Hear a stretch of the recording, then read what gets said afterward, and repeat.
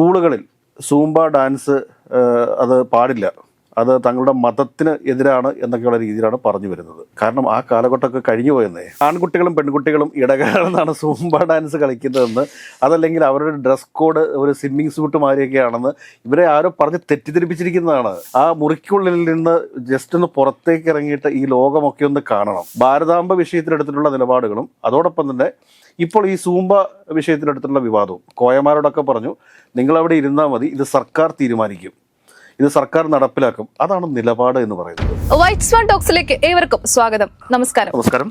ഈ സൂംബ ഡാൻസുമായിട്ട് ബന്ധപ്പെട്ട ഒട്ടേറെ വിവാദങ്ങളാണ് ഇപ്പോൾ അടുത്തിടെ നമ്മൾ കണ്ടുകൊണ്ടിരിക്കുന്നത്. എന്താണ് ഈ സൂംബ? ശരിക്കും സൂംബ കൊണ്ട് എന്തെങ്കിലും പ്രശ്നമുണ്ടോ? സൂംബയെ കൊണ്ട് എന്താ പ്രശ്നമുള്ളത്? സൂംബ ചെയ്യുന്ന ആളുകൾക്ക് മാനസികമായിട്ടൊരു ഉല്ലാസം കിട്ടും, ശാരീരികമായൊരു ഫിറ്റ്നസ് കിട്ടും. ഇതൊക്കെയാണ് സൂംബ കൊണ്ടുള്ള ബെനിഫിറ്റ്. പക്ഷേ ഈ സൂംബയും യോഗയും ഒക്കെ ചിലർക്ക് ഇതിനോടൊക്കെ തൊട്ടുകൂടായ്മ ഉണ്ടാകുന്നത് എന്തുകൊണ്ട് എന്നെനിക്ക് മനസ്സിലാവുന്നില്ല.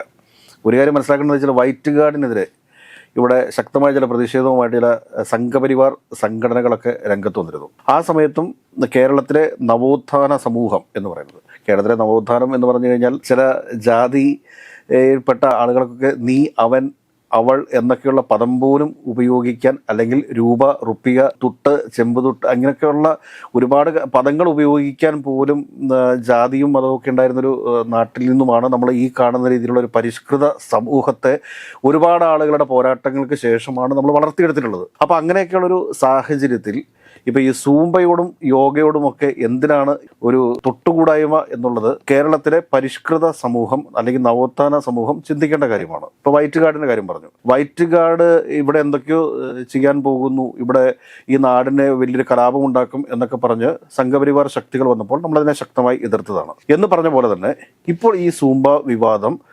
അനവസരത്തിലുള്ള അല്ലെങ്കിൽ അനാവശ്യമായിട്ടുള്ള ഒരു കാര്യമാണ്. ഇപ്പോൾ ഇതിനകത്ത് ചില മത നേതാക്കന്മാർ പറയുന്നത് എന്തെന്ന് ചോദിച്ചു കഴിഞ്ഞാൽ, സ്കൂളുകളിൽ സൂംബ ഡാൻസ് അത് പാടില്ല, അത് തങ്ങളുടെ മതത്തിന് എതിരാണ് എന്നൊക്കെയുള്ള രീതിയിലാണ് പറഞ്ഞു വരുന്നത്. കാരണം ആ കാലഘട്ടമൊക്കെ കഴിഞ്ഞു പോയെന്നേ. ആൺകുട്ടികളും പെൺകുട്ടികളും ഇടകലർന്നാണ് അത് അങ്ങനത്തെ.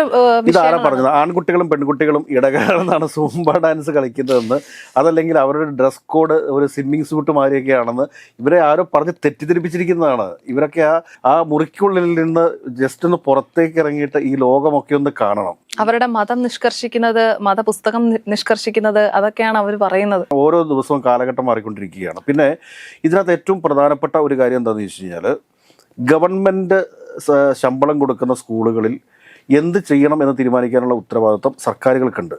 അതുകൂടാതെ തന്നെ ഇവിടുത്തെ വിദ്യാർത്ഥികളുടെ വിദ്യാഭ്യാസം എന്ന് പറയുന്നത് സർക്കാരിൻ്റെ കടമയാണ്. 1ാം ക്ലാസ് മുതൽ 12ാം ക്ലാസ് വരെയുള്ള സൗജന്യ വിദ്യാഭ്യാസം എന്ന് പറയുന്നത് ഇവിടുത്തെ ഓരോ വിദ്യാർത്ഥിയുടെയും അവകാശമാണ്.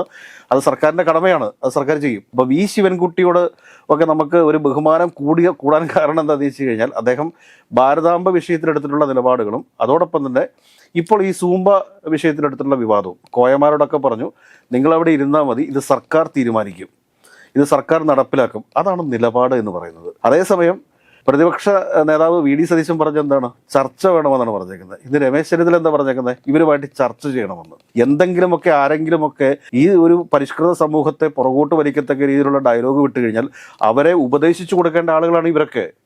അപ്പോൾ അവർ പറയണം അവരുടെ അടുത്ത് പോയിരുന്നത് സർക്കാർ ചർച്ച ചെയ്യണമെന്ന്. അതിലെന്തർത്ഥമാണുള്ളത്? അതിലെന്തെങ്കിലും ഒരു ന്യായീകരണം പറയാൻ വേണ്ടി സാധിക്കും. നാളെ ഏതെങ്കിലും ആളുകൾ പറയുകയാണ്, ഞങ്ങൾക്ക് ഞങ്ങളുടെ കുട്ടികളുടെ എല്ലാം കയ്യിൽ അവരുടെ സുരക്ഷിതത്വത്തിന് വേണ്ടി ബോംബോ തോക്കോ കൊടുത്ത് സ്കൂളിലേക്ക് അയക്കണം എന്ന് പറയണം. സർക്കാർ അവരോട് ചർച്ചയ്ക്ക് പോവുമോ? സർക്കാർ അവരോട് ചർച്ചയ്ക്ക് പോകേണ്ടി വരുമോ? പോകേണ്ടി വരത്തില്ലല്ലോ. വേറൊരു മഹാനായ ഒരു മനുഷ്യൻ കഴിഞ്ഞ ദിവസം TV ചാനൽ ചർച്ചയിലിരുന്ന് പറയുന്നത് കേട്ടതാണ്. ഇപ്പോൾ താങ്കളോട്, എനിക്ക് തോന്നുന്നു ഗോപികൃഷ്ണനോടാണെന്ന് തോന്നുന്നു, ചോദിക്കുകയാണ്, ഈ ഗോപികൃഷ്ണൻ ചാനലിലേക്ക് വരുന്ന സമയത്ത് കഥകളി കഴിഞ്ഞതിന് ശേഷം ചാനലിൽ കയറണം എന്ന് പറഞ്ഞാൽ നിങ്ങളതിനെ അംഗീകരിക്കുമോ? എന്ത് പൊട്ടത്തരമാണ് പറയുന്നത്? കഥകളി എന്ന് പറയുന്ന ഒരു കലാരൂപമാണെന്ന് മനസ്സിലാക്കാനുമുള്ള സാമാന്യ ബോധം പോലും ഇല്ലാത്ത ആളുകളാണ് സൂംബ ഡാൻസിനെയും അതോടൊപ്പം തന്നെ യോഗയും ഒക്കെ എതിർക്കുന്നത് എന്നുള്ളത് വൈരുദ്ധ്യങ്ങളാണെന്നേ. നമ്മുടെ കുട്ടികൾ എന്തിനാണ് സ്കൂളിൽ പോകുന്നത്? നല്ല വിദ്യാഭ്യാസം കൊണ്ട് എന്താ ഉദ്ദേശിക്കുന്നത്? ഈ സമൂഹത്തെ മനസ്സിലാക്കുക, അറിവ് നേടുക, ഈ ലോകത്തെക്കുറിച്ച് അറിയുക, ഈ ലോകത്തിലേക്ക് അതിൻ്റെ വിവിധ ഭാഗങ്ങളിലേക്ക് പറക്കുക, ഇതൊക്കെയല്ലേ ലക്ഷ്യം വെച്ചുകൊണ്ടല്ലേ നമ്മൾ വിദ്യാഭ്യാസം കൊടുക്കുന്നത്. അല്ലാതെ എഴുത്തും വായനയും പഠിക്കാൻ വേണ്ടിയിട്ട് മാത്രമാണോ? അപ്പോൾ ഇതിലൂടെ നേട്ടം കൊയ്യാൻ പോകുന്ന ആരാണ്?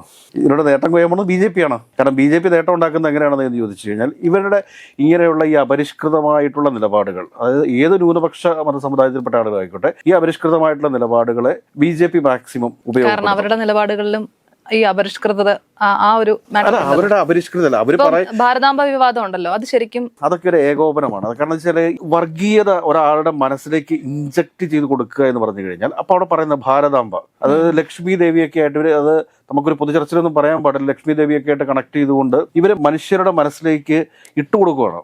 നിങ്ങൾ എത്ര രാഷ്ട്രീയ നിലപാടുകളുള്ള ചിന്തകളുള്ള ആളുകളാണെങ്കിലും അവരുടെയൊക്കെ മനസ്സിലേക്ക് മതം ഇൻജക്ട് ചെയ്ത് കയറ്റാനുള്ള ഒരു പ്ലാൻഡ് ആയിട്ടുള്ളൊരു ഓപ്പറേഷൻ ഈ കേരള സംസ്ഥാനത്ത് നടക്കുന്നുണ്ട്.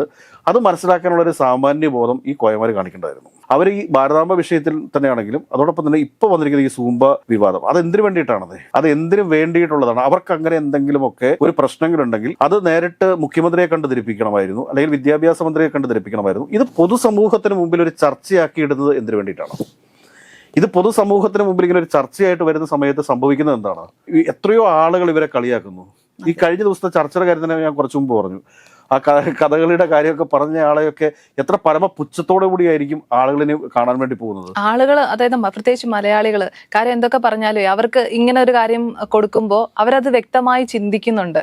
ഇങ്ങനെ ഒരു നിലപാടല്ല. ഇപ്പം സൂംബയില് ഒരു പരിധിവരെ ആളുകളും, ഒരു 80% ആളുകൾ അതിനെ സപ്പോർട്ട് ചെയ്യുന്നുണ്ട്. ഈ വിഭാഗം മാത്രമേ മാറി നിൽക്കുന്നുള്ളൂ. ഇതിന് കാരണം എന്താണെന്ന് വെച്ച് കഴിഞ്ഞാൽ ഈ സൂംബ എന്ന് പറഞ്ഞു കഴിഞ്ഞാൽ ഇത്ര ഈ ഒരു സ്ട്രെസ്ഡ് ആയിട്ടുള്ള ഒരു ജീവിത ശൈലിയാണ് എല്ലാവർക്കും ഉള്ളത്. കാരണം ജോലി ഭാരം കൂടിയിരിക്കുന്നു, ഒരുപാട് ജോലി ഭാരം കൂടിയിരിക്കുന്നു, ഒരുപാട് ടെൻഷൻ.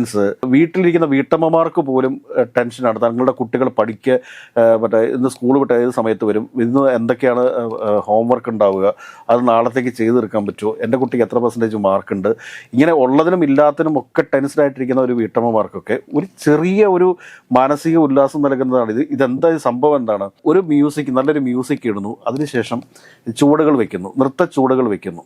ഈ സൂംബയെ എതിർക്കുന്ന എന്തിനാണെന്നാണ് നമുക്ക് ആർക്കും മനസ്സിലാവാത്തൊരു കാര്യം. അപ്പോൾ അതിലൂടെ അവർക്ക് എന്താണ്, ഒരു എനർജി ബൂസ്റ്റ് ആവുന്നു, അവർക്കൊരു മാനസികമായിട്ടൊരു റിലാക്സേഷൻ കിട്ടുന്നു.